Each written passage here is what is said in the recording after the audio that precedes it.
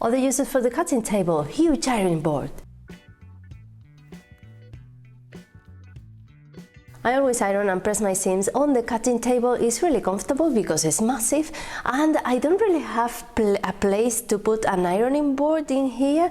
There's nowhere to store it, and then it's a bit of a nuisance to take it out every time you want to press something. So I just do it on here, but I need something to do it on, so I'm going to make an ironing board mat, an ironing mat.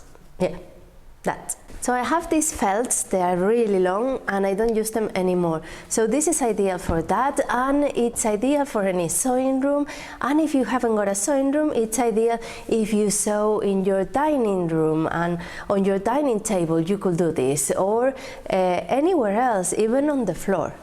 I'm going to be doing this with stuff I have around. So I have one of these felts that I used to use for the videos for the background, but I don't anymore because it messed up the colors and it was a mess to do the loops and editing and all that.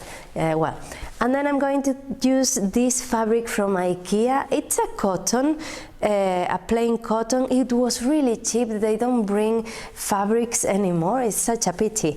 And this was really useful for anything. I've used it for cushions, for the inside of cushions, for the back of furniture, headboards, armchairs.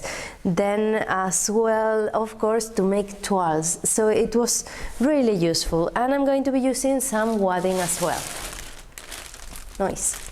I've always ironed on my cutting table. It's okay, nothing wrong is gonna happen unless you leave the ironing there on top and you damage the varnish. But the more layers you have, the more you will protect the surface you're working on, which is ideal. Anyways, they also sell special fabrics for this as well, if you want to purchase them. I'm just using the stuff I have around.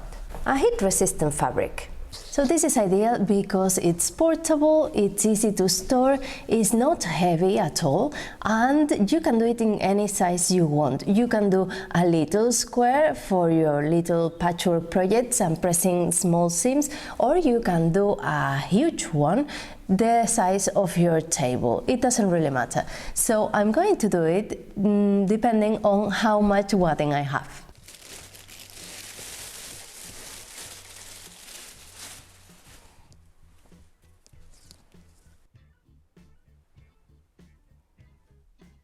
I cut all the excess wadding and felt, and now I'm going to zigzag stitch it all around, so this sandwich looks really nice.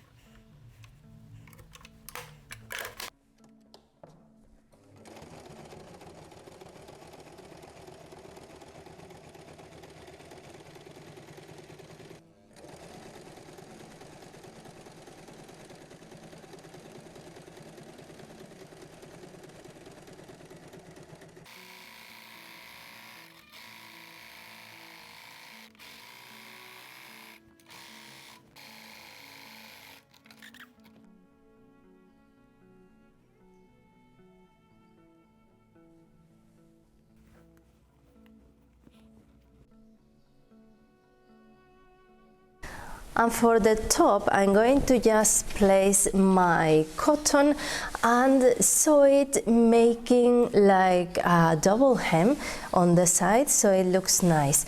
Why do I need this on top if the felt is already nice and squishy and comfy? Because it hasn't got the same feeling. Ironing and pressing on cotton is much nicer than on here.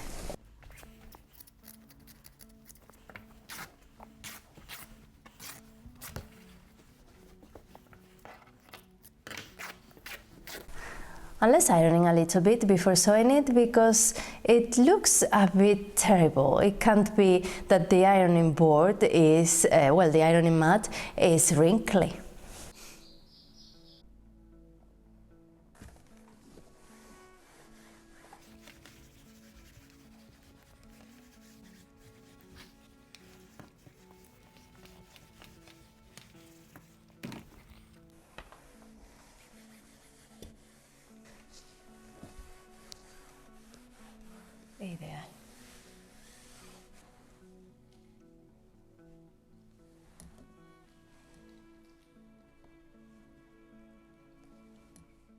And with the pins there so the fabric doesn't move around, I'm going to turn it upside down so I can hem it, just folding twice, making a double hem and stitching on top.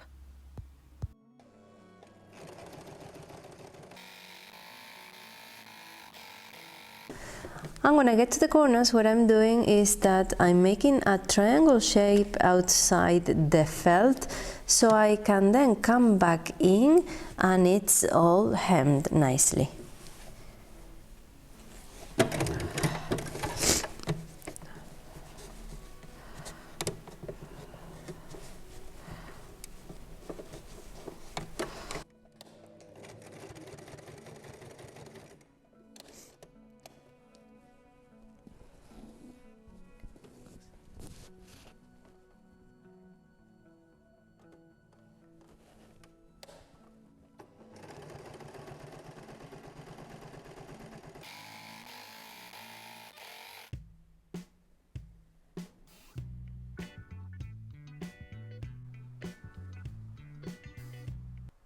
So this is it, it's quite big. It measures 92 by 73 centimeters and it was a bit of a pain to sew because it was quite stiff to move around the machine, but it was slippery as well.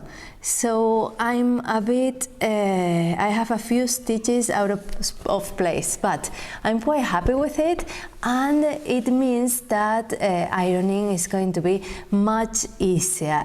Anything, any tool, any accessory that makes sewing easier is really appreciated and it makes you enjoy it even more. So let me know down in the comments if you have one of these mats or if you prefer your ironing board over there in a corner, and tell me if you leave it open always. That's good to know. And I leave you here a link to ironing, everything about ironing and pressing seams and accessories. The cushions, they're really good, so I leave you to it. Bye.